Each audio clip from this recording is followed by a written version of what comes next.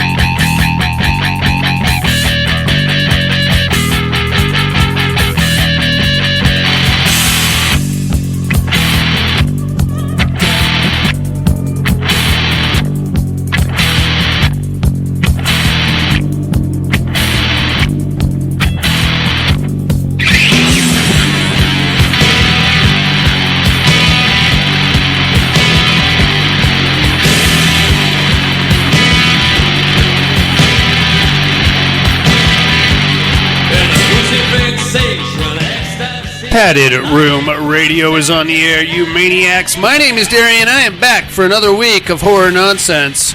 My main man Dusty is in the house. What's up, Dusty? Hello, hello. What's happening? What has happened last weekend? My daughter turned 15 today. Oh, Jesus Christ. Craziness, right? I don't know if I'm prepared for I don't know if I'm emotionally equipped to handle that. No. It's getting crazy, right? I mean, she had a birthday deal on Saturday, and you know when the kids are little, you got to plan fucking parties. Oh, right? yeah. You're taking shit here. Yeah. Go to the. You got to rent some. Yes, rent area. somewhere. Yeah, something. Go to the coconut bowl, whatever you're doing, right? Uh-huh.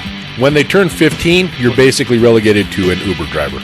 Take me somewhere and drop me off. Leave me the fuck alone. Yeah, exactly. Yeah, I'm sure that's a lot cheaper than renting out. Well, no, because then you pay for the 15-year-olds to go ice skating. Oh, God. You know what I'm saying? Yeah, Jesus. But they don't want you there. No, of course not. Take me there. Unsupervised. Drop me off. Shenanigans. Let me go ice skating and look for boys. Shit. So That's what you got to look forward to, my friend. Yay! That sounds about... I know. Every time I think of your daughter, I just think of her as like 9, 10-ish. I don't know why. Yeah, she's. No, because I think I first met her when she was 4. And yeah. My son had just been born. Yeah. And now he's 11. So the math adds up. Crazy. Time flies. Yeah. It's Don't like blink. somebody says 20 years ago, I suspect they're talking about the 80s. Yeah. But that's 40 years ago, bro. Yeah, 20 years ago, we're talking about the 2000s. Fucking shit. God damn it. Oh, it sucks. I know. It's because we're old, man. Getting old. We are old, elderly. No. We're middle-aged. Well, you maybe. So are you. You're only a couple years older than me. I got a good 9, 12 years on you. Oh, come on. You haven't hit the big 5-0 yet. You know what I heard that's interesting? I forget. It was some other podcast I was listening to, but they talk about how much faster time goes when you're older. Oh, totally. It's because of perspective. Uh-huh. When you're 10 years old, 1 year is a tenth of your life. Okay. So that makes now sense. we're in our 30s. 1 I year, wish. yeah, 1 year is like nothing to us. Exactly. That's why it seems to go by fast. I swear, it's just like you thinking back. It seems like yesterday we were freaking, here for a New Year's Eve party, right? Yeah. And the fucking year's gone. Yeah, right. And that was actually 4 years ago. Yeah. So crazy. fuck, dude. Fuck. God damn it. We're gonna be dead soon, Dusty. Oh, yeah. Shit. You think about that. We're actually probably past middle age because I don't plan on living past 90. I'll be lucky. If I get to 90, that'd be half of what I am now. Yeah. I'll be lucky to see probably 68. Yeah, I don't know. It depends. If I'm lucky. God damn it. I should probably quit doing this podcast. Yeah. I'm running out of time. Yeah, but what else are you going to do? I know, exactly. If we're doing this, I'd be playing Doom Dark Ages or some shit. All right, well, no Monica this week, inmates. She had to go pick up the parole officer from the airport, so let's all hope they make it home safely. You never know with those two. Yeah, you never know. They do get on to some adventures. How many dogs she took with her, I have no idea. It's a whole adventure for them. But good luck out there, Monica. We got a regular horror show to get into here, though, Dusty. We got horror news, listener mail, all the usual stuff. Here comes some horror news at your bitch ass. All right.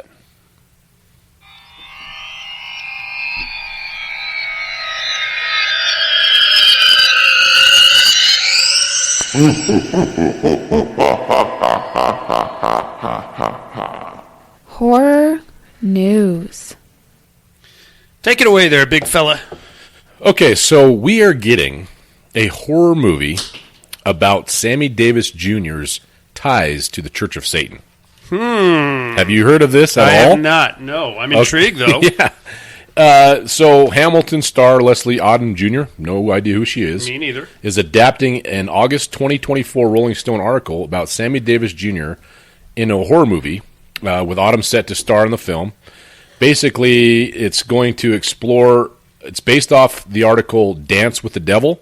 One of the primary themes of the movie will also be exploring Davis's friendship with controversial Anton Szandor LaVey, who is basically the leader of the Church of Satan. Okay. So, I don't know. It's all right. But it's a horror movie. I mean, they're calling it a horror movie, not a biography or not like a documentary. Sure, it's supposed to be a horror movie. So I don't know. This is news to me. I had no idea about this. I'm kind of intrigued. Am I going to want to go read the article now? Sure. Just to see? I'm not all that interested. It sounds very silly to me. Yeah, I guess it's a big deal. So it followed him his whole life. So Davis's experience with Satanism, he was Jewish, has long lurked in the margins of his story, despite later efforts to excise and minimize it. The reality is that he maintained a 2-decade-long connection that extends to the waning days of his life and forged a friendship with LaVey and the Church of Satan's leader. Okay. So I don't know if it was just because he's friends with this guy or what. Well, I mean, if you've done any research, like on the Church of Satan or Anton LaVey, he was basically a carny. That's all he was. That's what I felt. He was like a con artist kind of thing. Yeah, and the whole Church of Satan was just like it wasn't like they weren't actually worshiping Satan. They would do these theatrical things because they were like an anti-religion thing. So there wasn't really anti-Christianity. Christianity. More like just, leave us the fuck alone. Here's a bunch of dark, spooky shit, so you'll leave us the fuck alone. I think it's, I get whatever. It's the freedom of religion thing, like basically pushing the envelope and all that shit. Yeah. I think if Sammy Davis Jr. really, I don't know, I'm not an expert on the matter, but I think he probably saw an opportunity to bang a lot of hot white chicks. And he said, yeah, sure. Whatever. I'll join your cult. No worries. Horns on or something? I don't know.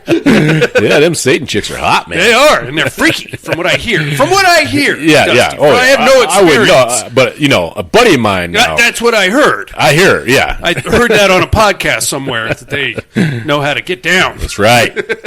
Let them cut you up and stuff. All right, so now we're also getting a Starship Troopers video game. Have you heard about this? No, I have not. So it's set 25 years after the events of the original Starship Troopers. Okay. This heroic campaign, it's a single-player first-person shooter, follows veteran Samantha Dietz as she recounts her hunt for the dreadful assassin bug during the first bug war. So you relive her experiences as you annihilate the arachnids on their familiar homeworld of Klandathu and journey to all other worlds like Planet P and beyond. So it's a streamlined solo first-person shooter. I watched the trailer for it. It's got kind of like a retro look to it. Mm-hmm. Like I wouldn't say it's as bad as like GoldenEye, James Bond, Nintendo 64. Yeah. But they tried to, they're kind of doing that thing now where they're trying to retro look games, Yeah. So it looks a little different. But it's funny, the introductory to the video is introduced by freaking General now, Johnny Rico. Okay. By, what's his name? Is it Casper Van Dyne? Casper Van Dyne. Yeah, so he's old like us, right? Okay, yeah. And now he's a general. Nice. And so he's doing the propaganda pieces and... Very cool. Follow your path to citizenship. Join the fight against the bugs. And so this game will get you ready for your hard, grueling training to become a citizen and stuff like that. Wasn't Doogie Howser in that movie? Yes. Yeah. He was a smart dude. He was like the intelligence officer or something. Yep. Very cool. And that's all I had. A couple years ago for Christmas, my wife got me one of those video game emulators. Yes. One of the first games I ran to on that thing was the original GoldenEye. Oh, yeah. So stupid. It's not fun unless you're playing with 3 other dudes. And you're drinking beer. I was going to say slamming Mountain Dew all night. But Same difference, but Oh. like there's these big stupid blockhead things. Yeah. And they kind of hobble around But it was like the first time you could actually play like. and blast your friends. Yeah, and like remember the quad box? yeah, You know, yeah. you had to watch which fucking square am I in Yeah. again? Like, Yeah, and like they're a trying little- to sneak a peek at the other dude's where he's at. Yep. Like he can. Yep. You had like a little 3-inch window up at the top corner. Yeah. Well, Get out of the luckily, way. the buddy of mine that had it, we used to go pregame in his house before we went out during college and drinking beers, playing GoldenEye. He had one of those. Remember, like the old school big screens that were like a piece of furniture. Yeah, like the weird Had projector wheels and lenses. shit. Oh Like- yeah, like the those fucking things. Yeah. and he had one of those in his room. Yeah. and we just sit there and fucking drink beer and play GoldenEye before we went out and chase Nice, tail. very nice. So it was awesome. Right on. So it has a kind of a sentimental spot in my I heart. get it. I get that. So playing it now, you're like, Oh no! After terrible. seeing shit, like after playing the games that you play, Yeah. now, you're like, this is fucking garbage. Yeah, nostalgia only get you so Yeah. far, dude. Right on, man. You got anything else? Nope, that's it. Are you ready for another orphan movie? I guess I didn't even think I saw the second one. The second one was pretty good. Was it? It's I got haven't a seen nice twist in it. Okay. Something you don't see coming. Orphans Oh, prequel, starring Isabella Fuhrman. is she? I'm assuming she's going to She's play. in her 40s, isn't she? Pretty close, I'm sure. I'm assuming she's going to play the mother Oh, of the okay. orphan All right. girl. That's the only way it would make sense. Okay. That second one, they had her play the little girl again. Little- a little silly there. You know what I mean? That's like the most recent season of Stranger Things. The kids are like fucking. Yeah, they're in their 30s. Yeah, they're dropping their kids off at the daycare before they go film the scene. Yeah. And they're pretending to be high school kids. Yeah. Anyway, acquired by Republic Pictures, so apparently this thing is already in the can and ready Oh, to go shit, for okay. any of you orphan fanatics out there. Biblical horror, The Carpenter's Son, starring Nicolas Nicolas Cage, Cage. is I now did read about available on digital. Oh, is it? Yeah, Okay. if anybody's ready, perfect timing for Yeah, Christmas. right. Here we go. Yep. Did you ever see a zombie movie called The Dead? The Dead. There was two of them. Zombie apocalypse movie. First one took place in Africa, and you got like this mercenary dude who's running around, and he hooks up with some militiamen, and they're trying to find the guy's son, and the other guy's just trying to get off the continent. I haven't seen that one. It's pretty good. Second one takes place in India, and it's like these weird shanty towns also getting hit with a zombie apocalypse. Really good zombie movies. So third world country Apocalyptic. Okay. Yeah. So pretty much like how they are in real life. Yeah, but with like with zombies. legit flesh-eating Okay, okay. zombies All right, that gotcha. won't die. The Dead 3 is now in the works from the original creative team. Okay. I highly recommend those movies. You should check All those right, out. I'll check it out. Yeah. The Dead. What else we got here? Alamo Drafthouse is releasing a Godzilla popcorn bucket. Okay. I saw pictures of it. It looks pretty sweet. Is it? You eat the popcorn out of Godzilla's mouth. Oh, that's pretty cool. Is there another movie coming out? I knew the last one they did was that what was Minus it called? One? Minus One. I thought they were think- making a sequel for I that. think they are, But I don't didn't know, where how it's close at. it was. Yeah, to being released. You know, No, it might already be out in Japan or something like that. I did go to a Alamo Draft House in Dallas, Texas. Well, not in Denton, I guess it was, but Yeah? that's the only one I've ever been to. It's kind of crazy. Like they bring food to you. Yeah, it's like they have like waiters. Yeah, Yeah. and it was crazy. You buy the endless popcorn bowl, and you just flip your little number up, and they come and bring you More popcorn. No shit. Yeah, Dude, I don't know if it's just me and my old age, but like a small popcorn for me is too much. yeah. I got think like 'cause three handfuls, and it sits weird. Yeah, I'm just like a bloated, fat lard ass. Especially because usually you eat dinner before you go to the movie. Of course, yeah. And That's then how you're we- like, oh, I got to have some popcorn. and then I always get a beer. Yeah, too. I do And too. Just I do too. lay back in my bloated stupor and Yep, big old bear and a couple handfuls of popcorn, and you're just all bloated farting out. my way through the movie. Honey, I'm Was sorry. that you? Yes, it was. What do you want from me? Lastly, Paranormal Activity 8 is in the works with James Wan attached to produce. Are we really up to 8 of those goddamn things? wasn't the last one the one that they did directly to Paramount? That Yes, was- and it had nothing to do with anything. Yeah, It was like an Amish community Yes, situation. yeah, uh-huh. I don't know if that even counts as part of it. because they were trying to, from my recollection, I saw it one time. Weren't they trying to say that that's where the entity like originated? I did not. Oh, you didn't watch it? No, I saw it. Oh, But I didn't see any kind of, maybe I need to watch it again. I didn't see any I thought kind like of towards the tie-in. end they were basically saying that that's where the original The midwives? the midwives was at the Amish community, and that's where they like Really? originated. Oh. That's what I got out of it. Maybe I'm wrong. Like I said, I hadn't saw it one time, long time ago, Okay. and might Yeah. not have sat well. I saw when it first hit Paramount. I Yeah, was me like, too. What does this have to do with anything? Nothing. I don't know. That's why I think it was, if I remember it correctly, is they're trying to tie it in as that's where the Okay. midwives originated. So. Okay. Next of Kin. Okay, so it went Next of Kin. Ghost Dimension was part 5, wasn't it? And I never even watched that one because That one was terrible. I heard bad things. I just That's where you watch it. actually get to see the fucking thing. Oh. And I think if you went to theaters, you got to see it in 3D. It looked like a big ink smudge on like the screen. nothing. So there you go. And then before that, you had the marked ones, and then part 4, then 3, then 2, then 1. So I guess that Why would are be we up to 7. I don't know. Did I miss one somewhere along? Was there the way? another one after the Paramount Plus original one? Not that I'm aware of. I'll have to do some research. Yeah. Run it by our panel of experts, That's Dusty. right. Our research team. That's right. Our highly educated research team. Which is me. Stanford educated research team. Me in my office tomorrow when I'm done playing video games on my cell phone. Right on, man. That's all we got on the horror news. Here comes some listener mail. Right on.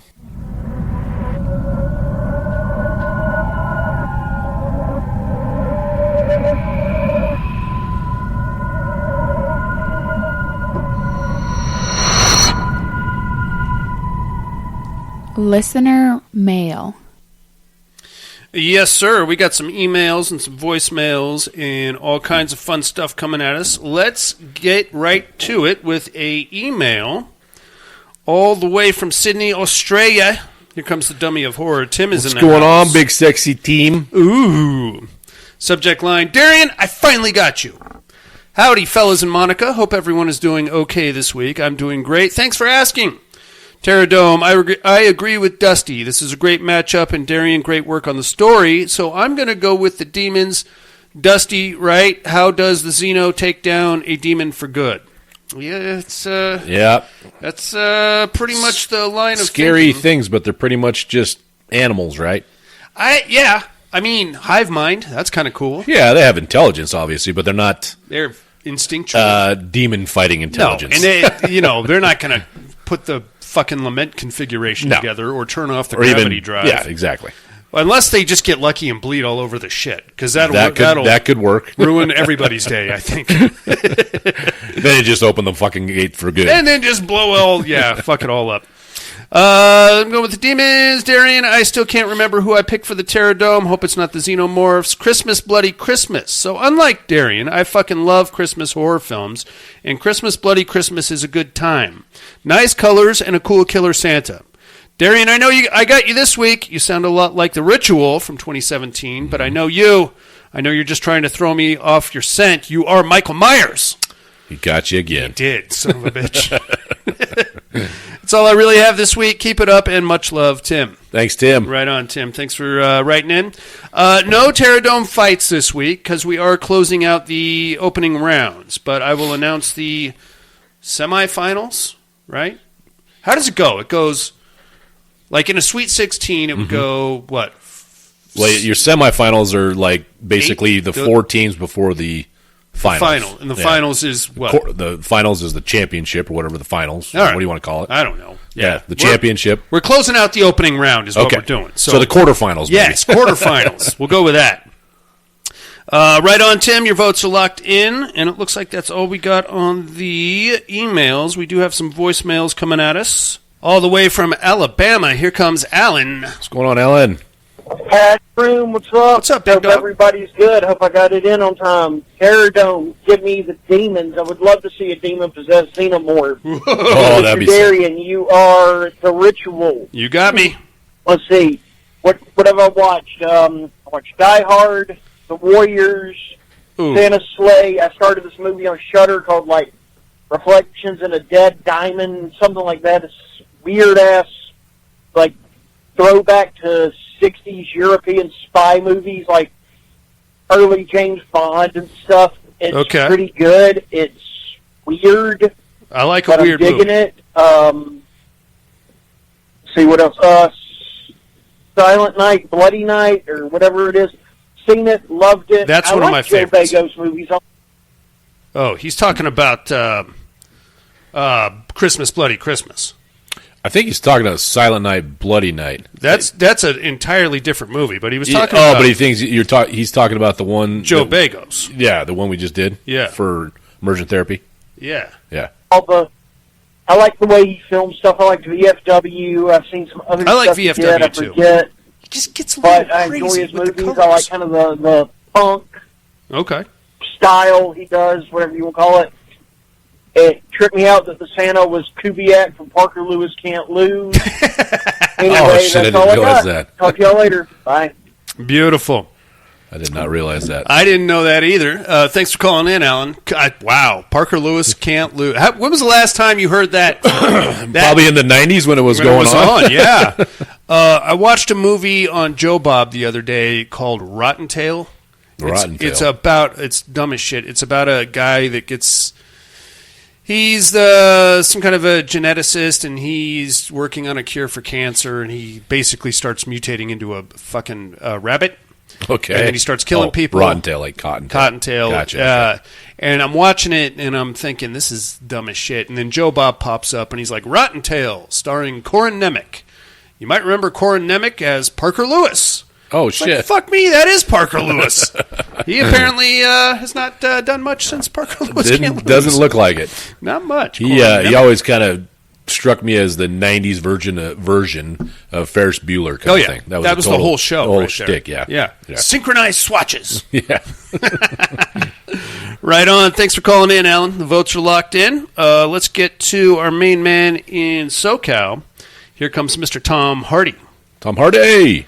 Hey, yo. Hey, yo, padded room. How's my favorite degenerates this week? What's up, big dog? Well, I do hope everyone is doing well. Let me in that padded room real quick. Man, I'm on another streak. Let's go. On the education department, we got the ritual. You nailed it. I want to say, and I did total cheating, I think you've done this one before with similar clues. Yeah. That's the reason I know it. Haven't been able to catch that flick, but heard good stuff It is a about good show. Anyway, yeah, put me down for the ritual. What do we got? Oh, on the Terror Dome there, you got my xenomorphs, my winged xenomorph versus these demons or something. Yeah. They're just demons, dude. What can they do against a winged xenomorph? Can they fly? Okay, I think not, sir. there was Put me one down for the flying xenomorph. I'm sure of it. Going to go all the way to the championship. Hey, did have a couple of things on the What Are You Looking At department. I got to catch the new Frankenstein flick. Guillermo del Toro Frankenstein. Guillermo. I got to say, man, I enjoyed it. I thought it was pretty damn good. I thought it was going to be, being Guillermo del Toro, I thought it would be a lot more melodrama, and there was plenty of all that, but it was also, I don't know, I thought it was really good, really entertaining. Now, I got to admit this, I know this is probably heresy to say, but not a huge Guillermo del Toro guy. Yeah, me neither. Few flicks. Yeah. But this one here I really dug. So cool. I'd say check it out. Also got to catch out this flick called Better Watch Out. I don't know, maybe 10 years old flick. Dude, it's a good fucking Christmas horror movie, good twist. I thought it was kind of reminded me kind of like a little bit of Babysitter vibe. Home Alone. With like The Stranger. The Kids are Psycho. Or The Strangers, I should say. I don't know. I thought it was a good flick. I'd say check it out. Give it a shot. I think you'll enjoy it. That's all I got. Hope all is well. Love you like family. Bye. Love you too, Tom Hardy. Is that the one with the kid was the murderer? Yeah. Yeah. Well, it was like murdering the babysitter or like calling her friends over. Yeah. Them. Yeah. Okay. Yeah, I did see that one. Yeah, I dug it. It's silly. Yeah. I think at one point he does recreate the Home Alone thing with the paint can that swings down. Yeah, but it didn't have spikes on it or something. Because that's killed the boyfriend. Dude's head clean off. Yeah. Yeah. Because it had spikes on it. Yeah. Or something. Yeah, I do. I did watch that one. Yeah. It's fun. Yeah, I agree with him about the Del Toro Frankenstein, too. It was pretty good. Yeah, but it's long. Like I said, but it didn't seem long. It's not the one where you're like fast. looking at your watch kind of thing. Like, come on, get on with it, know. Yeah. But I agree with him. It's a good flick. Definitely a good flick. Right on. I'll get to it eventually. If I had to pick a favorite Guillermo del Toro movie, it'd probably be Scary Stories to Tell in the Dark. That one's probably the most rewatchable. We watch it every Halloween. Just the kid likes it, So I mean, I like it. Yeah. I was going to play it in the driveway, but I remember there's a lot of ethnic slurs. Is there? I don't remember. Yeah. When Yeah. Kid around. And a lot of my friends that came up were Mexicans. Yeah. Hey, maybe we'll save that one for another time there. Don't want to watch Dad get beat up on Halloween. Right on. Thanks for calling in, Tom Hardy. Let's get up to Anderson, Indiana. Here comes Coop Newcomb. What's happening, Coop? Good evening, everybody. Good evening. Gary and Monica, if you're on the horn. She's not. So. And that's kind of personal. Yeah, Dusty. Or as Darian calls you, Dust. I was calling to say if Demons, what was it? Demons versus Aliens? Yes, sir. Yeah. Yeah. The Demons, definitely. I figured that. I tried thinking about that a few. I love the Aliens. I think they would be bad as shit against pretty much about anything, but Demons, I mean. And could demons possess them? That's. I mean, is that something would that be a thing? Could you imagine they have that? Souls? If they could possess an alien, like, holy, that'd be terrible. That's a terrible customer. Anyway, right there. That's about all I got. I'm, sitting here eating my ramen. So, anyway, you guys have a good evening. Beautiful. Thanks for Coop. calling in, Coop. Enjoy that ramen, buddy. Right on, dude. Yeah, that's a nasty color. Possessed xenomorph. Possessed xenomorph, yeah. I mean, you got all the tools at your disposal, right? But how half do you the exercise a xenomorph? But here's the thing: is half the coolness, or what do you want to call it, fucked upness about demons is they're always saying fucked up shit and getting in your head. Yeah. Xenomorphs don't talk. No. A talking xenomorph would just be fucking silly. Yeah. Like the little guy that pops out in Spaceballs and he starts singing the song. Singing and dancing. Oh, that would be stupid. He pops out and starts insulting your mother. Yeah. What the, you little asshole. Get the fuck back in there. Right on. That's all we got on the listener mail, dude. You got anything for Tim, Coop, Alan, or Tom Hardy? Thanks, fellas, for calling and writing in. Appreciate it. Guys are awesome. You know that. Movie time, homeboy. All right.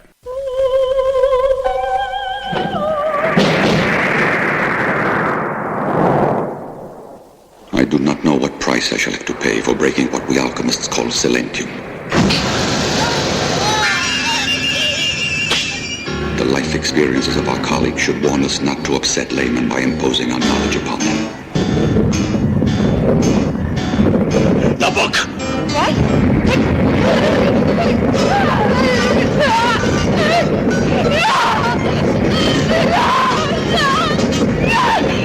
There are mysterious parts in that book, but the only true mystery is that our very lives are governed by dead people.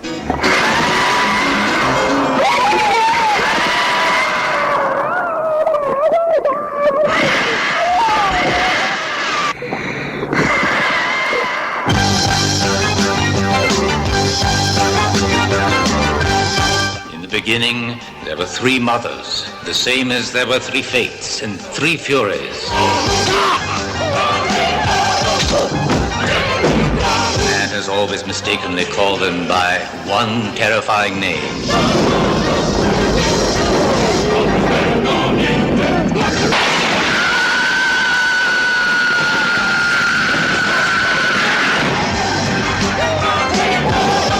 I'm afraid. I'm afraid to be left alone. Carla?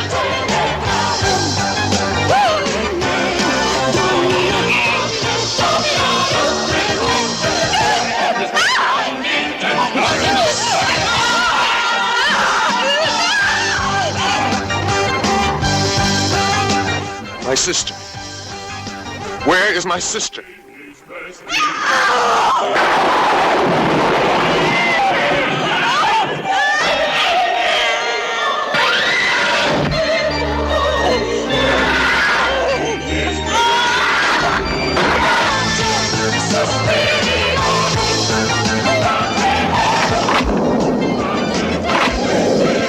It's as if I were constantly being watched. And at times, I think I actually feel a presence, as if someone were in the room with me. Who lives in this damned house? Someone who is waiting. But who? You are being watched.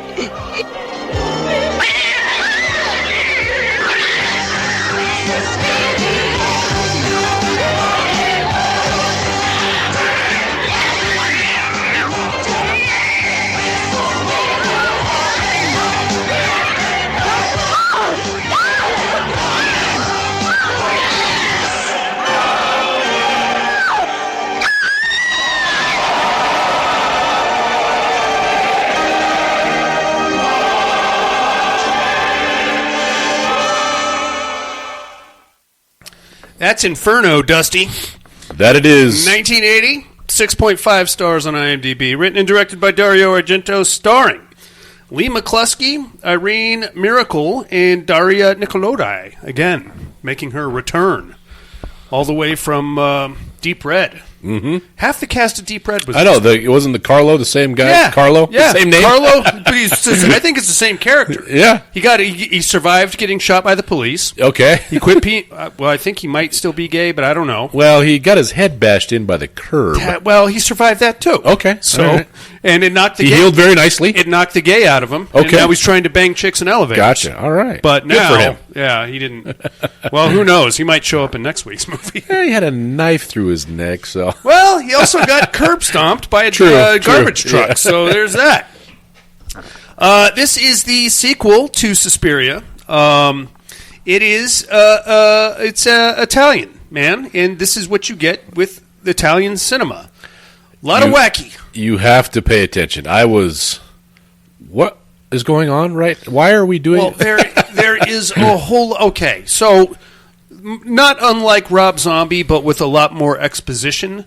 There's it's basically abstract art, Dusty.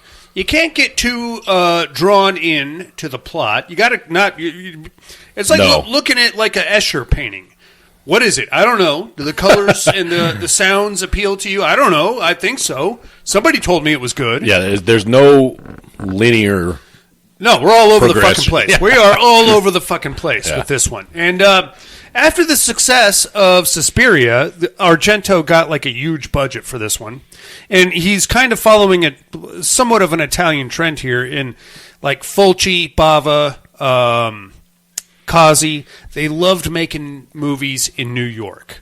And like especially Fulci, like the opening of Zombie. But the difference being that all those other guys would actually go to New York and shoot their movie there. Like the opening of Zombie, you have that boat going into East Bay with the one zombie on it. See under the Brooklyn Bridge. Yeah. Kazi had Contagion, where there was like weird egg sacs all over New York. But all the time it was like, just walking down 8th Avenue, big panoramics of Central Park, World Trade Center, everything about New York. Mm-hmm.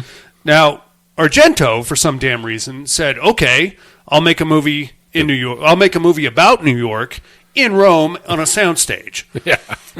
Okay. All right. So I don't think any part of this movie was actually filmed in New York. Okay. Instead, what we got is a big soundstage, and like there's one panoramic scene of like a skyline type of a deal, and a weird like connotation about Central Park, but I don't. We'll get into that. We're going to go off the deep end here a little bit. So we are picking up with the Three Mothers, okay? And the opening of this movie is a young lady reading a book about the Three Mothers. Now, this wasn't really alluded to in Suspiria, that I recall, that there are actually three of these apocalyptic witches, the Three Mothers. Yeah, the Mother of Sighs, the Mother of Tears, and the Mother of Darkness. And she is reading this book in New York, supposedly, about the Three Mothers, and she's super intrigued, and she's like, "Oh, this is crazy stuff." The part that really draws her in is she turns the page, and like it says there's a mother in Freiburg, Germany, which is where Suspiria took place. There's a mother in New York, and there's another mother in Rome. Rome, yeah. So she's reading the part about the mother in New York, which would be the mother of Darkness. Oh, it was Darkness? Yeah. Mater Tenebranum, I think. I don't know if I'm pronouncing that right. And she's like, oh shit, this looks just like the fucking building that I'm sitting in while I'm reading this book. Now, she bought the book haphazardly from a antique store on the first floor of that very building, same I building, believe. But there's it might have been right next door. There's kind of a little alley. I was going to say, there's a weird alley that cuts through, so I don't know. Anyway, mind you, this is probably 11, 12 o'clock at night. She's like, oh, it's it's my building. So she goes marching her ass right downstairs to the antique store and starts banging on the door. Lo and behold, the owner of the antique store apparently also lives on the premises. Why wouldn't you? Yeah, I know. Why pay 2 rents? Yeah, no way, dude. You got just throw a cot in the back. He's got like a closet with a bed in it, and that's where he lives. A little hot plate. Yeah, that's all you need. I should mention he's also on crutches. His name is Kazanian, and he comes up. He's kind of a swarthy-looking individual. He opens the door and lets her in. She's like, "Hey, bro, what up with this 3 mother stuff?" And he's like, "Oh, you bought the book about the 3 mothers." And she's like, "Yeah, man. What the hell's going on? This looks like our building right here, don't you think?" And he's like, "Oh, it's a very sacred art, forbidden knowledge, things like that." And she's like, alchemist, alchemy. Yeah. And she's like, yeah, well, I'm going right back out of here. As she's leaving, she remembers a passage in the book that says, in the basement or the cellar of each of these buildings, you'll find a picture of the mother and a key and something that says the mother's name on it. So she's like, all right, well, as she's walking out, there's like a weird alley cut through kind of a part of the building where there's a storm drain. And she just lifts up the storm drain and starts going down. I think it was one of those, in New York they have those loading entrances, they're like for restaurants. Yeah. And they load shit down in the basement. Underneath. And they're underneath. Yeah, I think that's what it was. That's kind of what I got I'll the impression of it. I'll buy that. I don't think it was a storm drain because you got down there and there's all shit in storage, like furniture and stuff down there. So. Yeah, I don't know what it is. Yeah. It's very strange. Yeah. And why don't they have that fucking thing locked up? There'd be a family of crackheads living down there. Oh, totally. Anyway. Especially in New York. Oh, they get down there. She gets down there. She starts looking around. There's a bunch of old antiques. Comes across a hole in the floor, which is flooded. And there's like standing water. Uh-huh. Now, a buddy of mine does urban exploring. That's a thing. That is a thing. Basically, he will not be mentioned because I know certain police officers that listen to this show. But he basically breaks into abandoned buildings and takes pictures and checks things out. Rule number 1: avoid standing water at all costs. There could be electrical current going through there. There could be weird parasites. Who knows? You can't see the bottom. It could be a fucking booby trap or something. Sharp edges. Booty trap. All kinds of fun stuff. Avoid standing water. Anyway, she's looking at this little, 12-inch in diameter hole in the floor, and it's just flooded. There's like a pool right there. So she's like, oh, well, that's interesting. Drops her keys down there. Yeah. Shit. Klutzy dame. Shit. I'm leaving. Yeah. I'll get some more keys. Call the locksmith. Okay, I'm with her so far because she can see where the keys are. They caught on something just beneath the surface of the water. She can see them. Yeah. So she's like, all right, I'll just roll my sleeves up. I'll reach down there and grab my keys. All right, I'm with you so far. She does that. She's fishing around. I should also mention she's wearing a sheer white top, no bra. Yes, she is. Which is A-okay. Sure. Agreeable. Very agreeable. Now, at this point, she's just fishing around trying to get her keys, knocks it off the jammy, whatever it was that was... I think it was actually a chandelier, because once you get down in there, you see that it's a whole... It's a ballroom. Yeah. Yeah. So I think it was hung up on a chandelier that was essentially hanging from the ceiling. Yeah. But it was, she was reaching down to it. I'll buy that. Okay. Anyway, falls off, so she's like, well, guess I'm getting wet. Does a full-on plunge right into the hole, manhole, into the funky water, which is all disgusting. Once she gets down there, she sees it's basically a ballroom, and she's like, oh, there's some cool shit down here. And she proceeds to stay down there for 20 fucking minutes. She does. And I'm thinking, come on. It's funny you bring that up, because that actress is, she's playing the character of Rose, and the actress is Irene Miracle. And she was hired for the role of Rose because she was an Olympic swimmer and could hold her breath for a long time. Okay. So I'm not saying she legit held her breath for that long, but there's no way. It was... No, she's down there for like 18 minutes. Just chilling. Not even panicking or nothing. Nothing. No.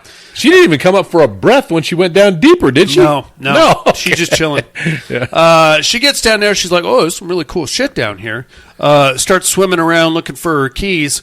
Fucking a dead guy. Floats out of a right door. out of there. Yeah. Oh, it's a fucking dead guy. She's like, dead guy, shit. Gets her keys, heads back up to the surface, touches like her toes on the face of the dead guy. Oh, God, that's gross. Yep. Hauls ass out of there. Okay. Now we are going to cut to Rome, Italy, where there is a guy played by Lee McCloskey. His name is Mark, and he is a musicologist. Yeah, okay. What the fuck? I don't know. Last movie was Pianists. Sure. This one, the main character, is a musicologist. Ologist. Can you make any money at doing that? I was going to say, you want to acquire some student debt and have shit all to show That for seems it? like a degree that you'll be living in your parents' basement until you're 52. You are a bartender. Yeah, What you are. exactly. You are a waiter. Yeah.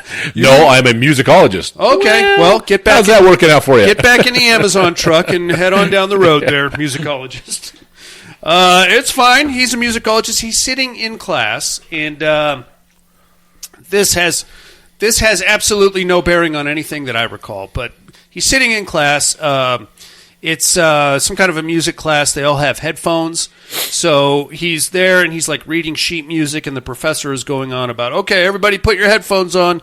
We're going to listen to the fourth concerto of whatever the hell. Pretty soon, this hot little blonde rolls up next to him, and she's like, oh, hey, and she puts her headphones on. She's late.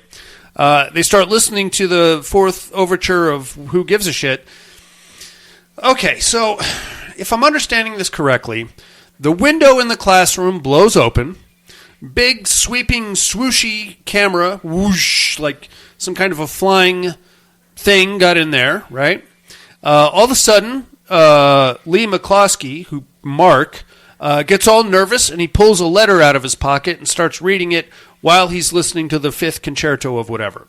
He reads about a paragraph of it, then looks down and sees a hottie with some... well, she's got a cat, and she's pretty hot, and she's giving him the fuck me eyes, and she's like mouthing words to him, but he can't hear it because he's got the headphones on. And now he's getting all nervous and shit, but he only reads like the first paragraph of the letter. It's from his sister, Rose. And she's basically saying, hey, there's three mothers, man. You got to watch. I got this book. I think one of them's here. One of them might be with you there in Rome. You got to watch the But then he gets all freaked out.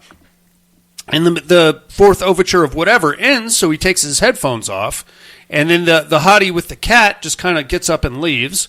And he gets up in like a weird panic and takes off also. But he leaves the letter that his sister wrote him there on the table. So the other hot chick that came in next to him grabs it, and she's like, oh, hey, Mark, no, but he already hauled ass. Yeah, he's out there already. So now we're going to cut to, I guess, later that night. Now it's pouring rain, and the hot chick number 2 that sat down next to him. His schoolmate, friend, whoever she is. Her name is Sarah. I guess they're friends or close or something. She's riding home in a cab. She's sopping wet, and she's also not wearing a bra.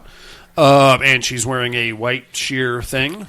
I like where Dario's head is at. Yep. Because you leave a little to the imagination, but I can still see what the hell's happening. What's going on here? I like it. And she's in a cab, and she's like, oh, I got Mark's letter here. Takes it out. He already opened it, so she's like, well, if it's open, then it's open, and I'll just go ahead. And she reads the whole shit. Another busybody in a Dario Argento film. It's what it is. She reads the whole shit, and then she looks like, all right, so I thought that the plan was she was going to have the cabbie take her to Mark's place so she could drop the letter off. That's what I thought, but then she ended up at the library? At a library. Yeah. Or some kind of a weird, like, bookstore. Cryptic, yeah. Indiana Jones style, like, totally. library, but with, like, fucking gargoyles. And there's always weird open flames in these libraries. That's like the worst. That's the worst idea ever. You got an open flame and basically a tinderbox. It's a giant tinderbox. It could go up at any moment. Yeah. We're going to lose countless volumes. Somebody has a strong fart, could blow a freaking boom. We're done. We're done, dude. Anyway, she's like, I got to go to I'm assuming she got this address from the letter somehow. She goes there, very Indiana Jonesy. Looks like a cathedral, but with a lot of books. Walking around, people are giving her the stink eye. It's probably 10 o'clock at night, for Christ's sakes. She's like, okay, hey, she calls like the old guy that works there. I guess he's a librarian. Hey, I'm looking for this book on the three mothers. He's like, oh, wouldn't you know it's 6 inches behind you here. Gives her the book. She's like, oh, okay. Then he comes by like 30 seconds later ringing a bell because it's closing time.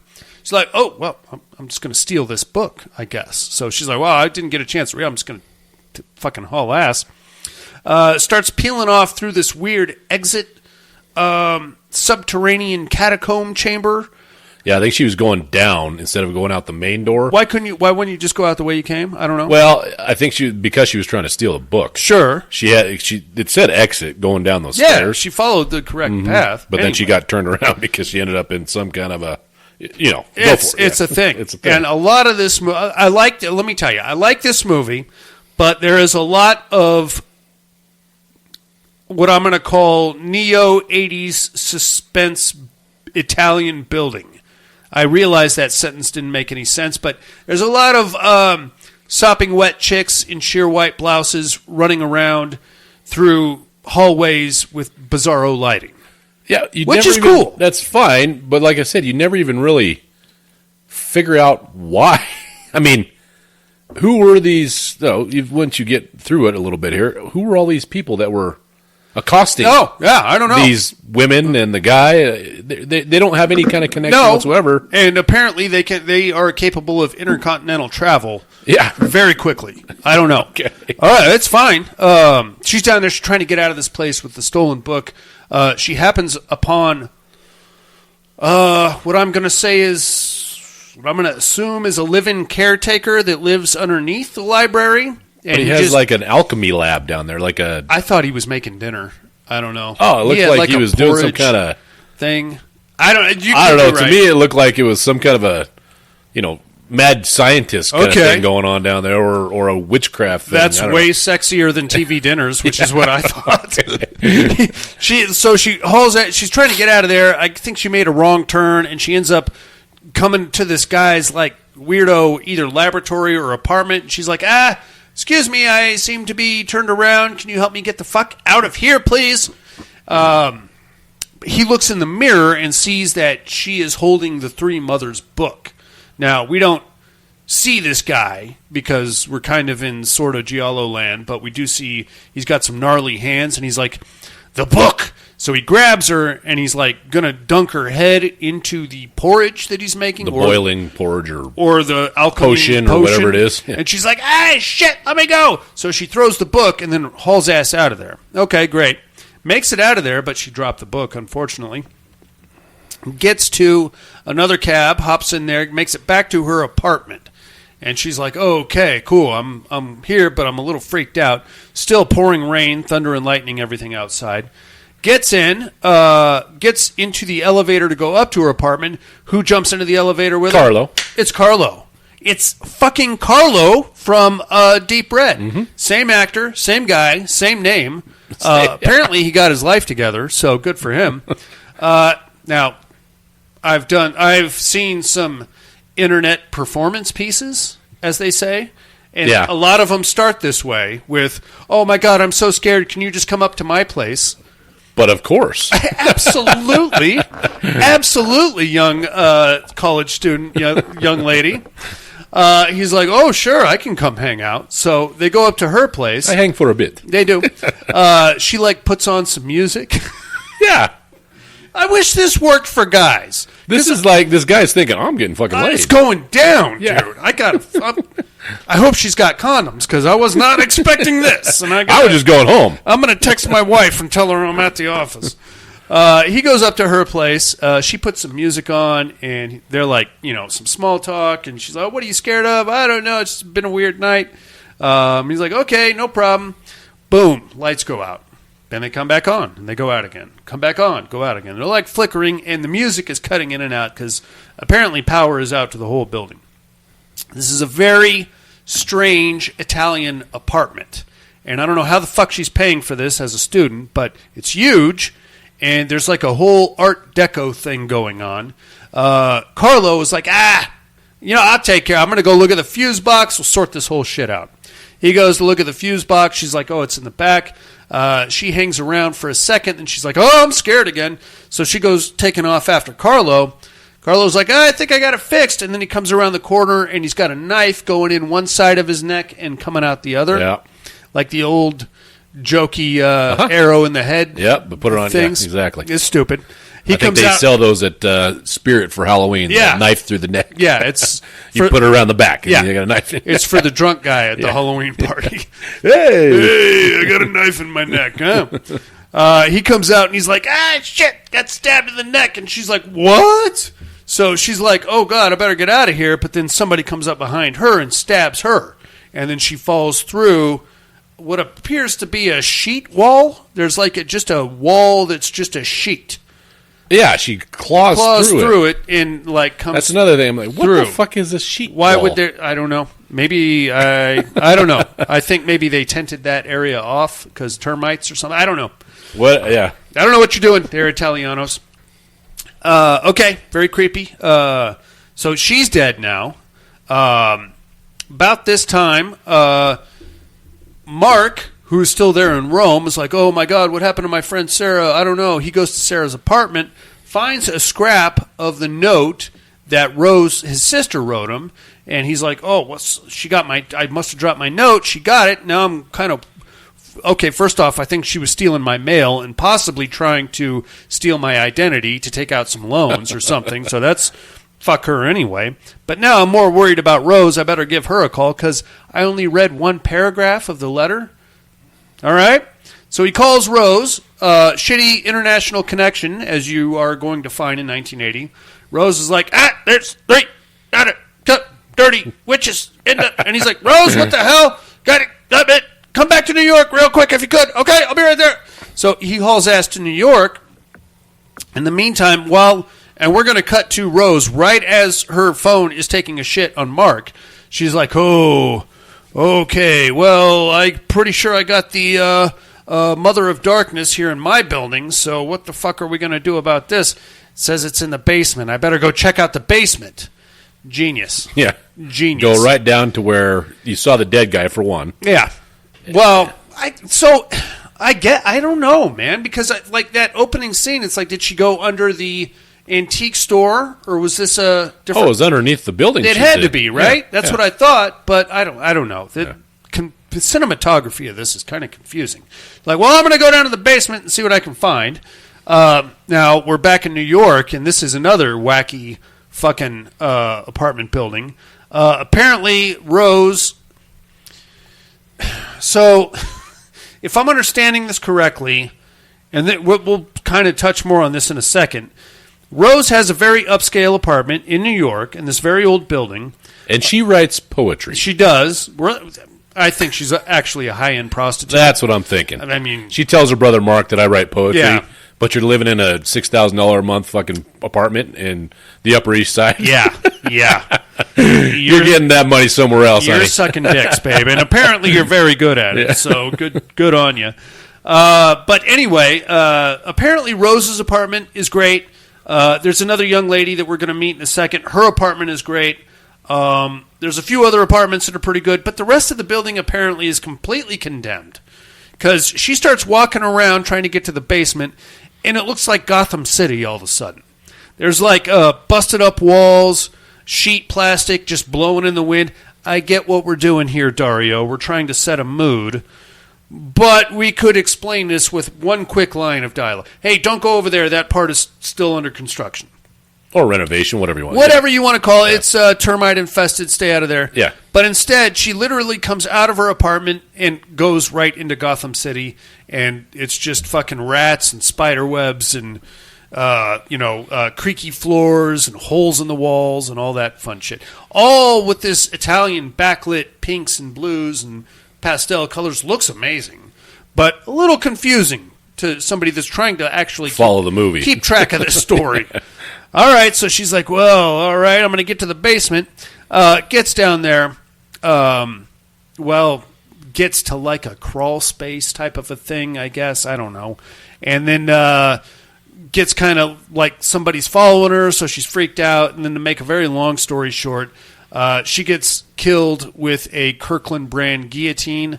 So it takes like 4 or 5 good drops of the. He had to like really give it a. Come on! Stop squirming! God damn it! He didn't give it a good sharpen before he tried to give it. No, and it looked like it was I don't know, maybe plexiglass or something, because you could see it wobble every time it hit her neck. Anyway, Rose has been decapitated, unfortunately. Now we're going to cut to Mark, who just rolls up into New York, and he's like, hey, where's my sister? He goes straight to the building, and he's like, all right, I'm looking for my sister. Where's her apartment? He meets the building caretaker lady, superintendent, whatever. She's like, oh, yeah, your sister. We haven't seen her for a while either, but since you're her brother, I'll let you in, and you can stay at her place. No asking for ID. Nope, nada. Just help yourself. Yeah. You're welcome here. Lax security protocols back in the 80s, I mean, we're not getting too deep into this. So. Also meets the owner of the building. Old guy, doesn't speak, might be catatonic, and his personal nurse. They get into an elevator together, and the old guy is like giving Mark the stink eye, and the nurse is like, "Oh, he wants to talk to you. He's just stupid." So, but that's what he's doing when he wants to talk to you. So he raises his eyebrows. Yeah, he gives you a good once over, and Mark's like, "Okay, all right. Well, good to meet you, and I'll be on my way now." He goes up to the apartment, starts pooping around, finds the Book of the Three Mothers, gives it like a light thumbing through, and then. Everything's cool for a few minutes. He meets the next door neighbor of Rose, a young lady named Elise that we'll recognize as Daria Nicolodi, who played Gianna in Deep Red. Oh yeah, Dario's girlfriend. She actually co-wrote this movie with him. She didn't get a writing credit because I don't know, some kind of legality, but.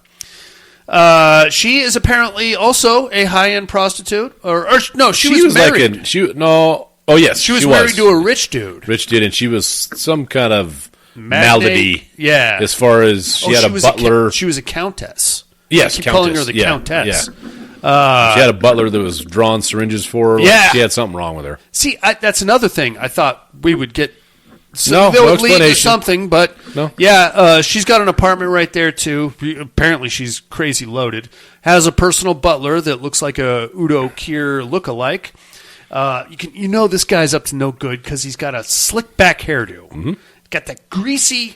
Looks like he combs his hair with buttered toast. And he's got a lot of dark circles under his eyes. No good at all. And he's also administering her injections. Of what? I don't know. Why? Don't know. But he's shooting her up in the foot. Good place, I guess. As good as any. And then I guess she's getting high or something. Or I have no idea. Like I said, they don't explain it. Nah, she's having a great time, though. She goes out looking into the apartment by herself, and she's like, ooh. She meets Mark, and she's like, ooh, your sister told me that she was interested in this Three Mothers thing. I don't know. It seemed kind of weird, but... whatever. Power goes out. And Mark is there when it happens, and he's like, okay, all right, you just chill out here for a second. I'm going to go see if I can find the super or something like that. Of course, Elise gets nervous, starts walking around trying to find Mark or somebody or get the lights back on. She...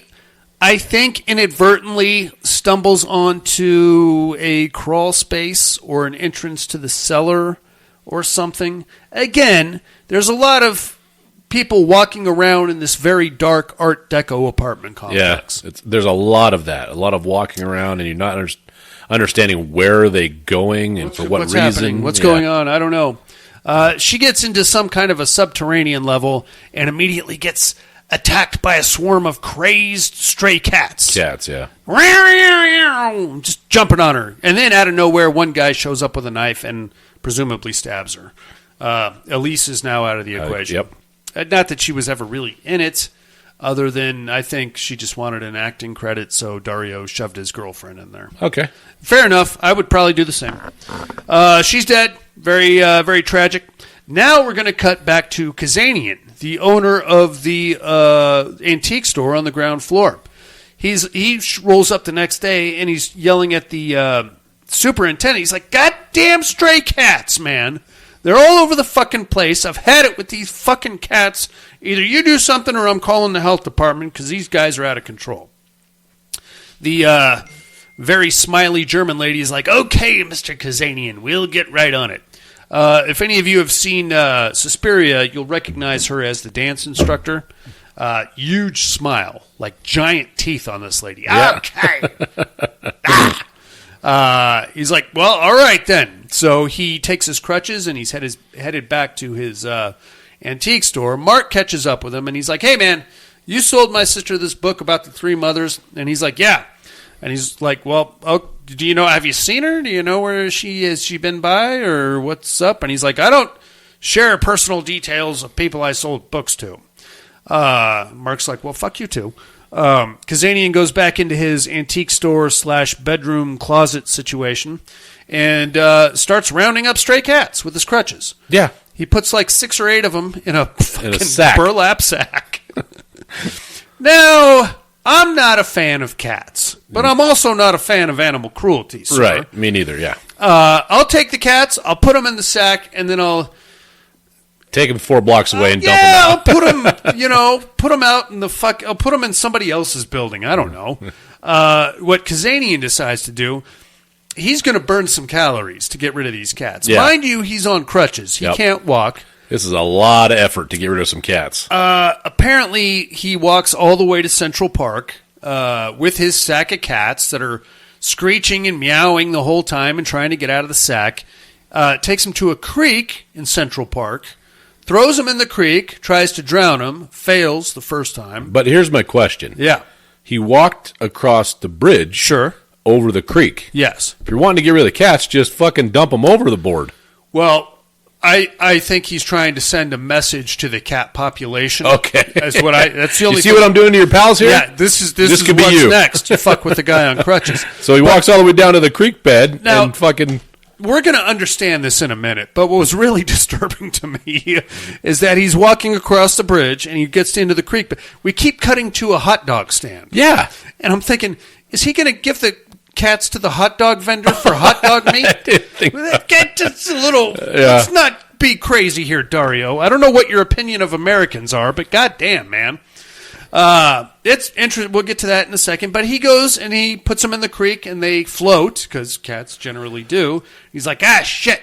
So he marches them out a little bit further into the creek and then he throws them in the creek again and he holds them down with his crutches. And he's like, I got you this time. We keep cutting to a random hot dog vendor off to the side and a bunch of rats coming out of like a seepage tunnel. And he's like, I got you now, you bastards. Finally, he drowns the cats, fucking asshole. And then he's like, oh, okay, I'm going to head back. So he turns to leave, but he slips and he loses his crutches and goes face first into the creek. And then all the rats come pouring out of the seepage tunnel, and they basically start eating him alive. So Kazanian's like, they're eating me. Somebody help me. I'm being eaten alive. I can't walk. This goes on for a good 4 or 5 minutes. Yes, every single death sequence and it's a lot. It's a whole side drawn story. out. Yeah, it's a whole subplot. And he's freaking out. And again, cutting back to the hot dog vendor. And eventually, the hot dog vendor's like, "Oh shit, somebody's in trouble out there." So he comes out of his hot dog stand. It's like a food truck, really. He comes out, goes running out into the park, and you're thinking, "Okay, Kazanian's going to make it."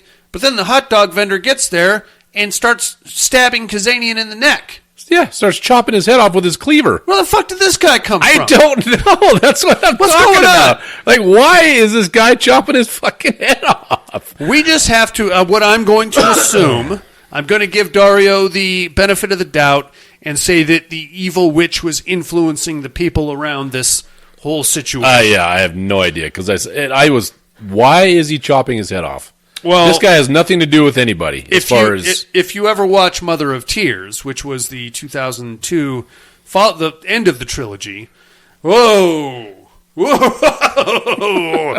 We are getting whole groups of people involved that have nothing to do with anything. All right, anyway. That's pretty gnarly. Kazanian is now out of the equation. Not that he was ever in it, but now he's dead. Now we're going to cut back to Mark. Mark is like, where the fuck is my sister? Elise is gone. What the hell's going on? So he goes down to talk to the superintendent, the crazy German lady, and he's like, hey, man, have you seen my sister? What? Did she tell you about leaving, going anywhere? She's like, no way. As soon as Mark leaves, Elise's butler calls the superintendent, and he goes up to Elise's apartment. She goes up to Elise's apartment. And the butler's like, hey, I found her secret stash of jewelry, and there's a couple $100 bills in here, too.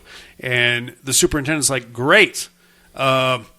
What if she comes back? She's probably going to be back, and she's going to notice this is missing. And he's like, no, she's not coming back. And the superintendent's like, okay, I tell you what. Why don't I take the box of stolen goods, and I'll just hold on to them in case she does, and we'll see what goes on from there. Okay, cool. The butler, goes around the corner, and then, again, it's so dark in this apartment. We never know what the hell's going on. A lot of thumping and screaming and screeching. The superintendent goes peeking around the corner, and apparently the butler has been stabbed in both eyes. Oh, yeah. He gets grabbed by another one of the creepy claw hand. Yeah. And then he's got both his eyes are out. His eyes are out. Okay, so now the superintendent is like, fuck. So she goes running downstairs. Okay, so lot of I think what I want to believe, and I don't know if this is true, is that there's some kind of a power problem here in the building, and that's why it's so fucking dark. But she goes back to what I guess is her apartment. She's got a bunch of candles. She opens an air vent. One of the candles catches a curtain on fire, which she's trying to put out, but then inadvertently catches herself on fire. No. The curtain's on fire. Right. And she's trying to put it out. Yeah. And then the creepy hand creepy hand guy came basically back. Pulls the curtain over her head and chucks her out the window. That's right. This creepy hand guy shows up again. I don't know if he chucked her out the window or just down a stairwell. Because I thought it was out the window, or maybe it was a stairwell, but pretty soon the whole building is on fire. She fell through glass. That always landed in a arboretum or some shit. Something. I don't know, at the bottom. Yeah. And now the building's up. It's going up. But it's not engulfed yet. No. It's the fire has started. Yes. And it's starting to grow and. Woo, okay. So from there, now we're going to cut back to Mark. Mark is like, fucking sister. He starts flipping through her notes on the three mothers. He's like, okay. One of her notes said, or part of the letter said, look at the soles of your feet, or it's under the soles of your feet, or something like that. So he's like, well, what the fuck is this? So he's looking around. He starts pulling up the floorboards. Well, first, the reason why he thought that, he was looking at that picture. I didn't understand that. And he draws shoe So treads? what he was, if you if you're looking at architectural drawings, right? Yeah. So basically, he's looking at is there's space between the floors. Okay. So that's what he's drawing those chevrons on there, is because he's like, wait a minute, these floors are fucking too far apart to be just a 12-inch floor, right? Header. Like a header, right? So there's a good 3-4 foot gap between floors. Okay. So that's why he, I think, had the idea. I'm glad you figured that out, because all I saw was him drawing shoe treads on the picture of the building. Yeah, I think it's just because he's looking at all the Art Deco, and he said, wait a minute, the fucking floors are way apart. Okay. So there's definitely some kind of a void space between the floors, so that's why he started there it is. Digging it up. Dario owes you a big But he could have explained it better. Yeah, because it just shows him looking at a picture, and then he starts drawing little lines. All right, whatever. He's like, all right, I'm going to start peeling up these floorboards. Gets to the subfloor, says, well, I'm down for some more property destruction. Starts pounding through the subfloor. Yeah.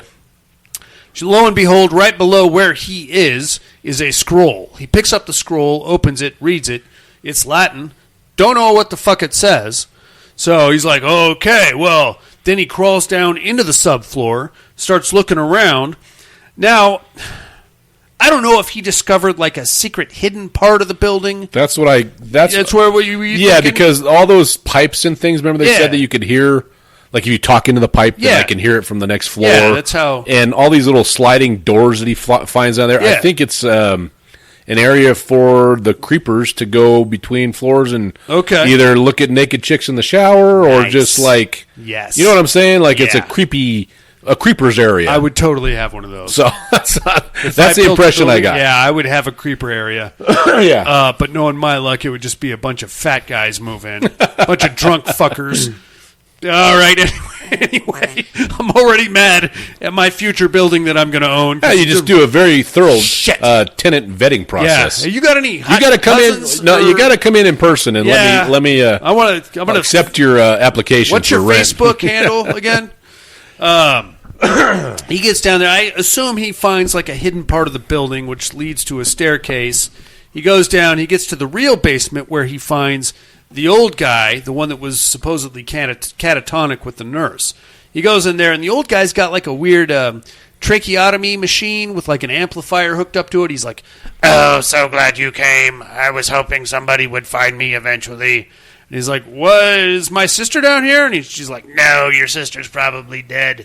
This building is like my body. I've been entombed here. These halls are like my veins." And Mark's like, "Okay, great. Kooky old man. Wonderful." Somehow the old guy gets knocked out of his chair. How did he get knocked out? Oh, the building is now full on fire. And there's like a minor explosion which shakes the building, knocks the old guy down. He's now getting choked out by his weird tracheotomy. Because it's actually plugged into to some kind of an amplifier. Yeah, a board, a switchboard or something. And he's like, "Oh, shit, can you help me?" And Mark's like, "Okay." So he hooks him back up, and he's like, "What the hell's going on, dude?" And he's like, we're going to find out that the old guy is actually the architect of the building. He built 3 of these buildings, one in Freiburg, Germany, one in Rome, and this one in New York, for the 3 mothers. Mm-hmm. And this one, this mother in particular, Mater Tenebranum, the mother of darkness, is the, as explained in the beginning of the movie, the younger, more attractive of the 3 mothers. The one in Freiburg, in Mater Suspiriorum, was the most powerful of the 3 mothers, and she's already dead because Suspiria. And by the way, before the old guy actually kicks, he's like, "She's right in that other room." So, yeah, you're being watched. You're being watched right from that other room. You're right over there. Go over there and you'll right take her out. Yeah. So Mark's like, "Well, I'm going to go talk to this lady, see if she can figure out my sister." Goes in there. This chick appears to be just passed out, like bent over a table. And she's like, "Oh, finally, somebody found me." Gets up. It's the fucking nurse from the elevator. I would give her a 1987. A 7 in 1980. No? I'd say, I guess a 7. I'll give the her other a 7. 2 were much better. The other 2 what? The blondie from Rome. Yeah. The other 2 in Rome. Yeah. The sister. Yeah. I mean, she's not the hottest chick in this movie, but she's not bad.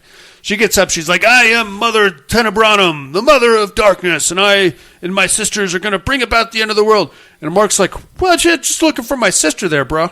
And she's like, "I am men know us by many names, but you can call me Death." And then she explodes out of a mirror, and she is now a 9-foot Grim Reaper. Mm-hmm. Minus the hood. Yeah, well, I don't know. But she's like, "I'm going to get you." And Mark's like, "Fuck this, bro." Hauls ass right up out of there. Building's on fire. Grim Reaper is chasing him the whole way. He gets out to meet NYPD and NYFD as they're trying to put the fire out. Here comes 9-foot Grim Reaper. And basically, as she's coming through the lobby, there's a bunch more of explosions and like some ceiling joists collapse and crush her. And that's pretty much the end of your movie. Yeah. That's pretty much the same way that Suspiria ended. Building catches on fire, witch gets killed in the fire. That's the only way you can kill a witch, I guess. According to Dario. Well, it works. Yeah. It works. So there's that. What did you think of Inferno, amigo? It was, like I said, I don't know if I'm film intellectual enough to appreciate these. It is Italian movies. Like I said, just I didn't get it. Like, why did the guy at the hot dog cart fucking kill him? Evil influence, Dusty. Okay. Evil but you could have influence. explained that You a did little bit of and a that's my dialogue. That's my own creative liberty. That's what I'm saying is, like, I don't think I read into things or make my own opinions about things. I want you to tell me what's fucking going on. I'm not making opinion. I'm making excuses. I'm just, yep, evil influence. Okay. Rats, I can evil buy influence. that. That's fine. I buy it. That's great. Crazy cats, evil influence. Or some kind of a... Crazy hot dog vendor. Evil influence. All right. Something in the drinking water, I'll maybe. I buy don't know. it. Some kind of a weird, pandemic of psychological issues, I guess. All right. Yeah, fine. Just like I said, it's... You got to let it wash over you, dude. All right. You know, it's abstract art. It's just Yes. color I'm and very music. literal, and just tell me what's going on. Yeah, well, no. You got to figure it out on That's a your own. picture of an apple. It's a great-looking apple. No. Beautiful. It's a statement about society. Okay. I don't see that. I say it's worth a watch if you're in the mood for Italiano. I am a big fan of the Three Mothers trilogies. Mother of Tears is a hard pill to swallow. Mainly, I think, because it came 22 years after Inferno, and we jump a lot. There is you just have to roll with it because none of it makes any sense. And it's probably the weakest. Yeah, it's probably the weakest of the trilogy, but there's a lot of TNA in that one. And Asia is in it, and Dario doesn't mind putting his daughter in sex scenes. All right. Pretty raunchy ones, too. Anyway, check it out. It's streaming on Tubi if you're interested in mates. Let's take us a little break. We'll do some other stuff. Sounds good.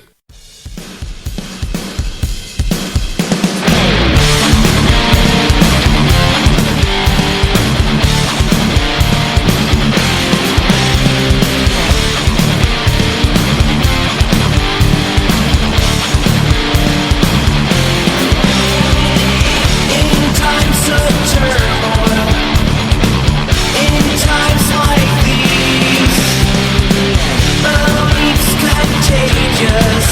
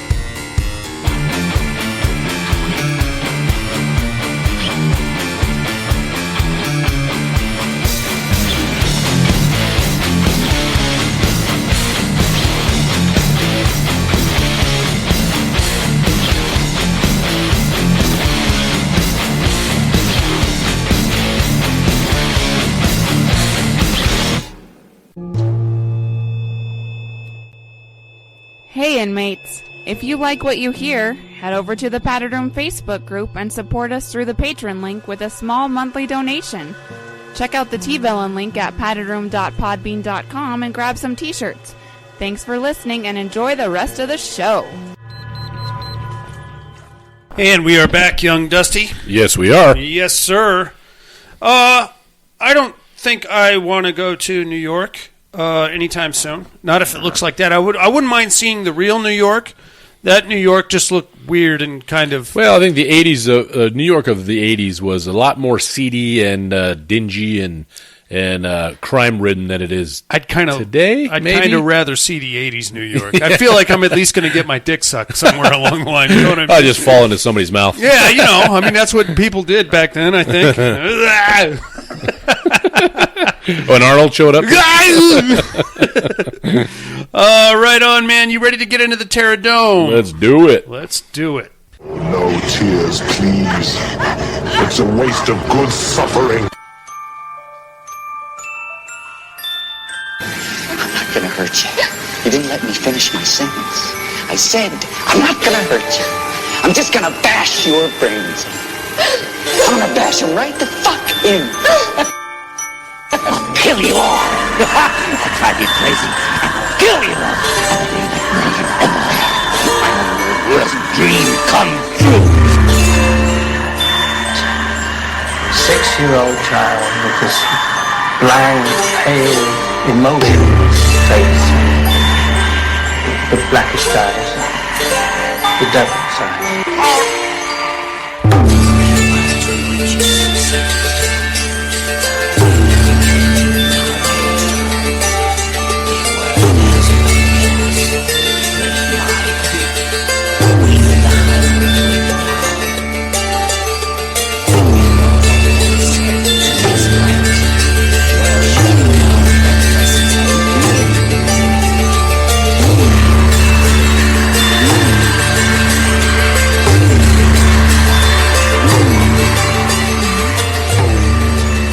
Welcome to the Terradome.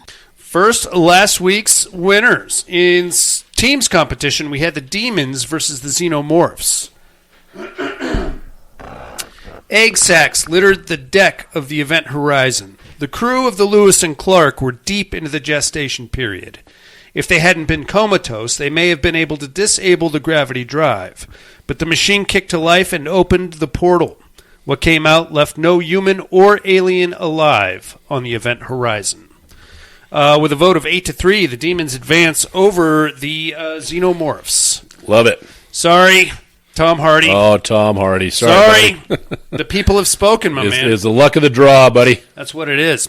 Now, no fights tonight, inmates, but I will announce the next round. In the Asylum Conference, we're going to have the Sawyers versus the Witches' Coven. We're going to have the Infected versus the Critters. The Umbrella Corporation versus the Vampires. Nazi Zombies versus Killer Dolls.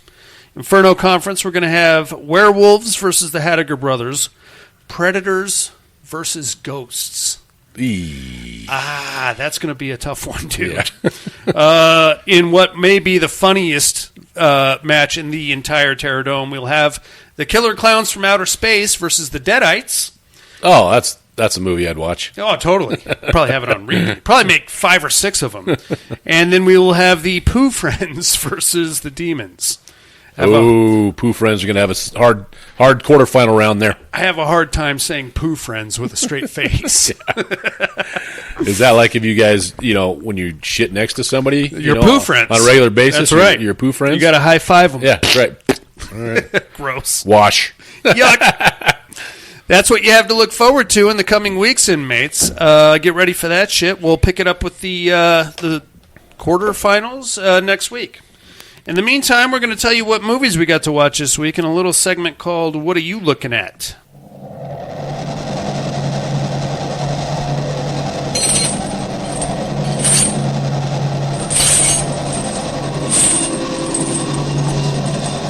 What are you looking at?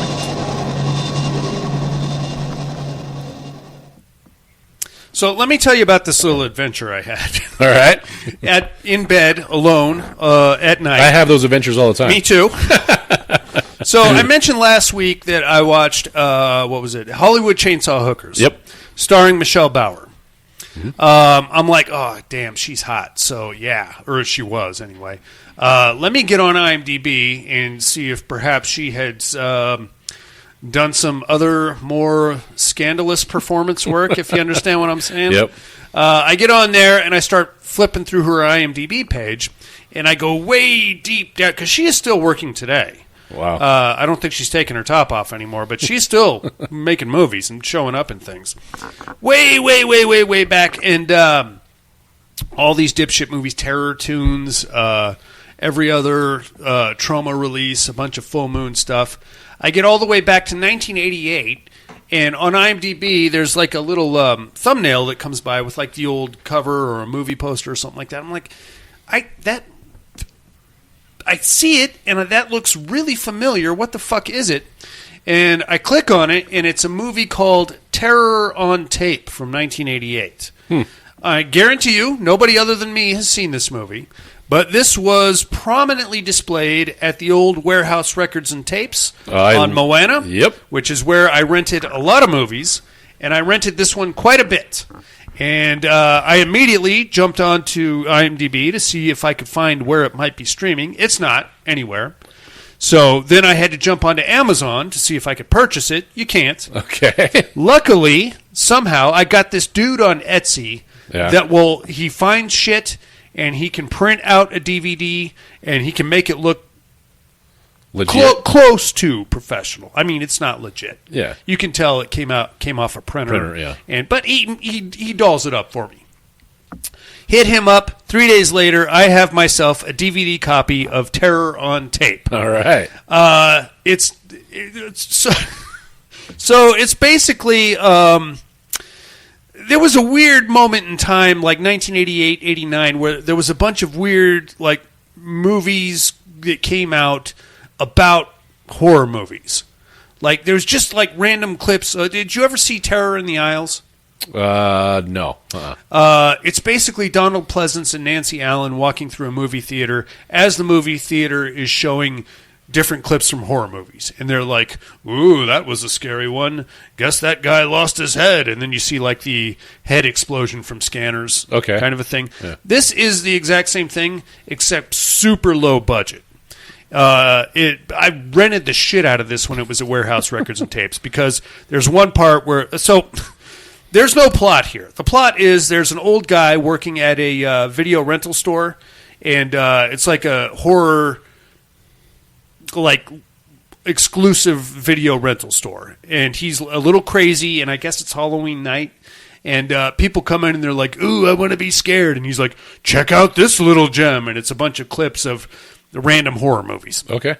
But the first guy comes in and he's like, oh, I want to be scared, but I don't want to be scared too bad. And then he shows him a bunch of clips, and then like cut back to the video rental store, and the guy's like hair's all messed up, and he's like, that was too scary, and he goes running out.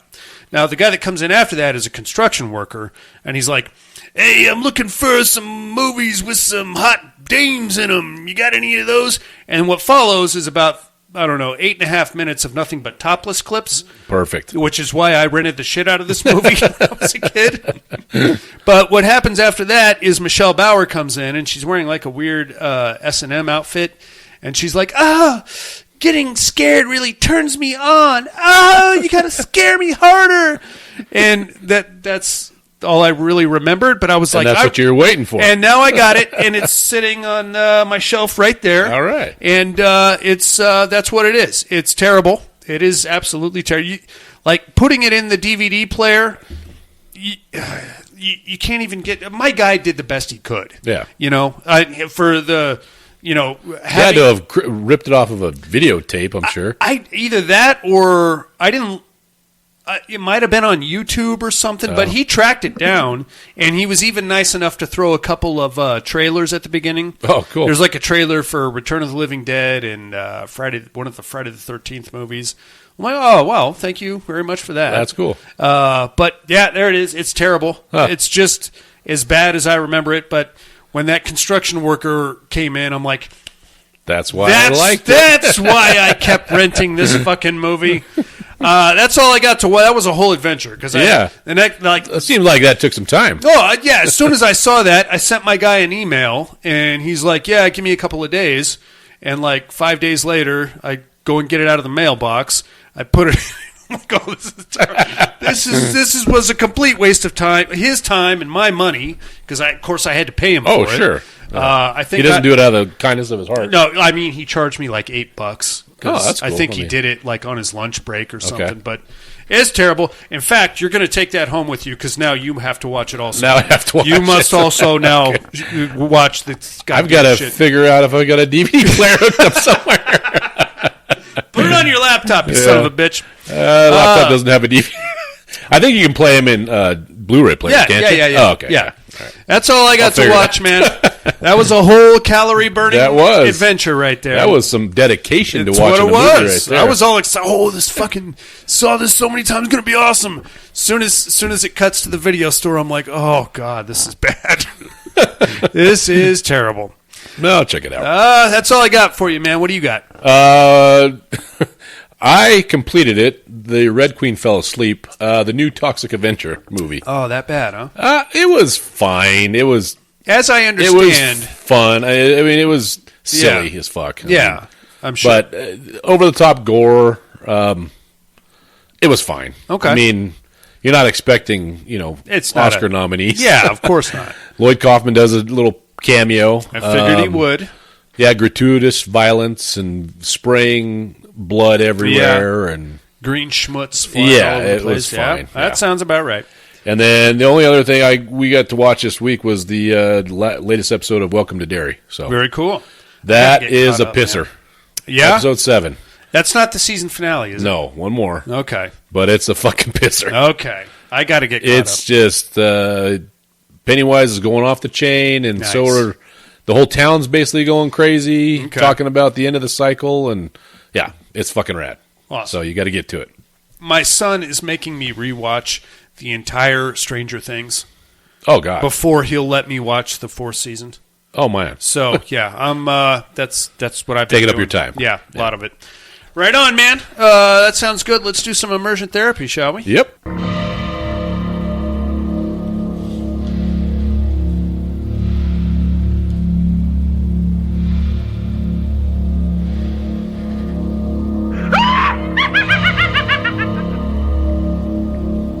Immersion therapy.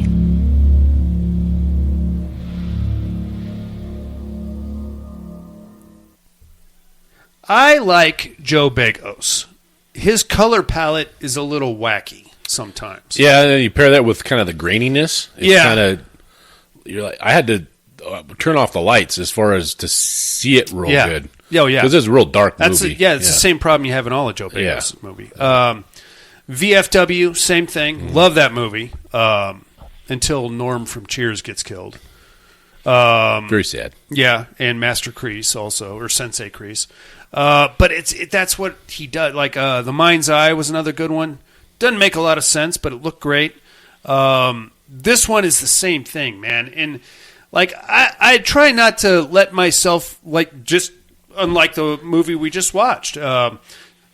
With all these crazy colors coming at you, it's very easy to be like, "What? Whoa, hey, what? How can you?" Nobody can live like when they go back to her apartment. Yes. And it's all this fucking neon green. Neon's everywhere. And you're like, how do you... That would give me a migraine. You can't live like that, dude. But whatever. She's trying to peg him, or he's trying to get her to peg him, or something. I think it was some bullshit in session there. I think if she ever made it back after him eating her box, and she was going to let him put it in her, I think. Yeah. But I don't know. She didn't make it back. You got to sweeten a pot with some pegging, apparently. I don't know. It's a fun movie. I like the idea of a killer animatronic. And really, any kind of a killer animatronic is fun to me. It got a little long in the tooth there. I enjoyed the movie, but I'm like, Jesus Christ, just fucking die. Yeah, I get it. I mean, it was... Yeah. I think they were trying to get to the hour-and-a-half mark. Yeah.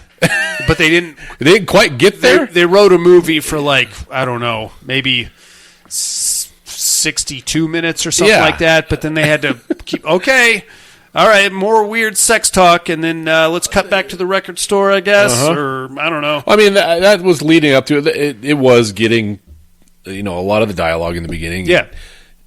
But the whole fact that I thought, okay, here we go with fucking Terminator 1. Yeah. Like the endoskeletons coming after him now. Santa Claus endoskeleton. Yeah. But fucking hell. Yeah. He gets crushed by a goddamn fucking flaming ambulance. It took a minute. It did. And, that's kind of the same problem. Well, I don't have a problem with it, but Terrifier 2. Mm-hmm. Okay, that last fight sequence between Laura Laverna and Art the Clown just the goes dream world on thing, and on and on. Yeah. And I get it. She's going to win. She has to, but can we kind of speed that up a little bit? Yeah, I think there was a little bit of filler fight in there to say, oh, we're only at 62 minutes. Let's put 20 more minutes of fucking shitty puppet Santa fucking chasing this. Well, let's put green lasers in his eyes. That'll make it cool. Or sex talk with a fucking pink backdrop. I don't know. It's fine. I like it. It's like I said, I enjoyed it. It just, like I said, got a little long in the tooth there. Yeah. Right on, Dusty. What do you got for us this week, buddy? Let's watch Silent Night, Bloody Night from 1972. A man investigates the grisly crimes that occurred at a former insane asylum, unsettling the locals who all seem to have something to hide. And you can find this guy on Tubi. Check it out, inmates. Mary Woronov in this one of her first acting roles. This one's actually one of my favorite Christmas horror movies. This one's a legit horror movie. I would say, other than the fact that it takes place, like it's a weird fine line between Christmas horror movies and horror movies that take place during Christmas in the Christmas arena. Mm-hmm. Have you ever seen I Trapped the Devil? Yeah, that's a good one. Other than the fact that there happens to be a Christmas tree in the background, not really a Christmas horror movie. It's more about this guy that thinks he has the devil trapped in his basement. Yeah, and then you could say the same thing of what was it last week called Red Blood, the one we watched for the feature, Red. Deep Red. Deep Red.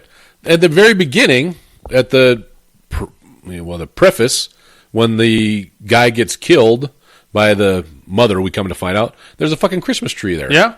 I mean, I wouldn't call that a Christmas It's not a Christmas horror movie, but it happens during Christmas time. It does, yeah. So there's that. Just the first part. Yeah, the flashback or whatever you want to call it. So how much of a Christmas scenery has to be involved in the movie before it's a Christmas horror movie? Yeah.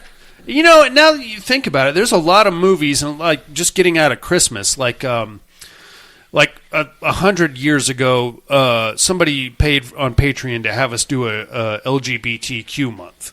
Okay, cool, fine. One of the first movies we watched was a movie called The Rift, which is about two gay dudes go to this like an Airbnb type of thing. I think it was Swedish or something like that, and they basically they break up, but the one that stays behind finds like a weird dimensional portal. But is that really a gay movie? Because you could easily switch one of those dudes out with a chick. Right. So it just so happens that there's two gay guys instead of just the same sex couple instead of a hetero couple. Yeah. And I don't know. That's a whole other show right there. We don't need to get into that. Yeah. Right on, inmates. Check that shit out. We will do the same and compare notes next week. In the meantime, it's time for a round of Who's Your Daddy? Yep.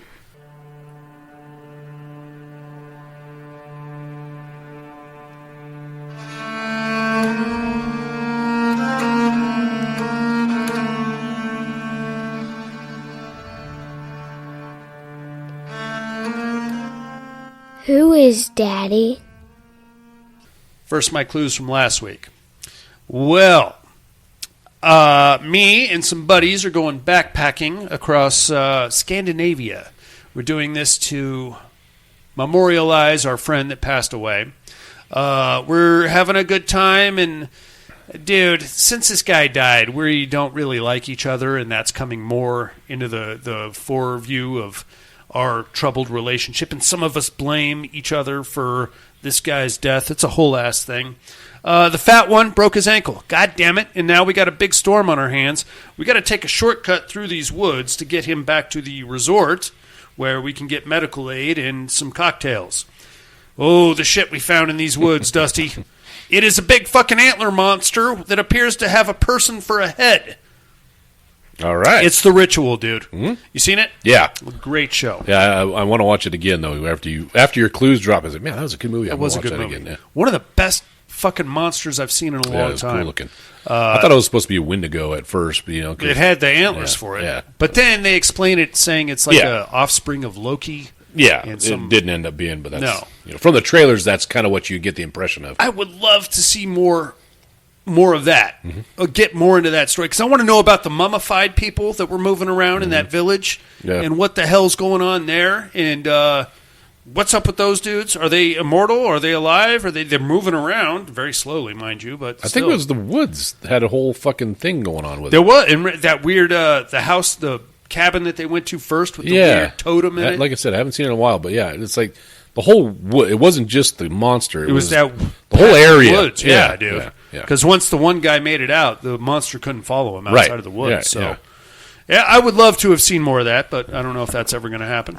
All right, who might I be this week, you ask? Well, I am about to be out of a job, and that sucks.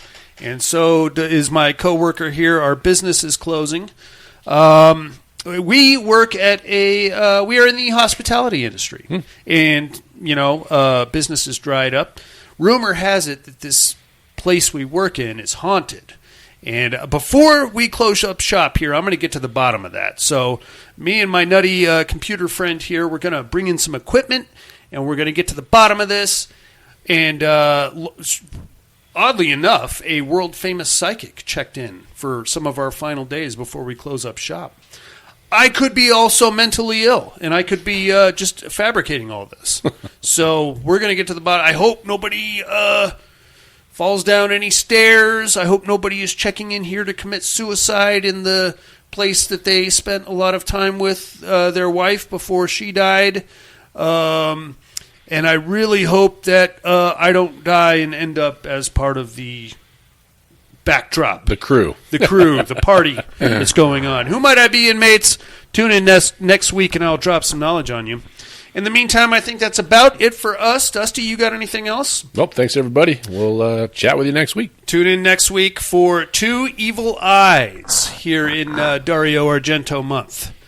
Like, comment, subscribe wherever you found this show. That helps our visibility quite a bit. We do have a Patreon campaign running. If you're interested, just go to paddedroompodcast.com. You'll find our entire backlog of shows, all 705 of them, plus affiliates, plus bonus shows, plus weird Patreon content. Why are you naked? Sorry, my son just came out naked. Now, okay. All right, we're naked. God damn it.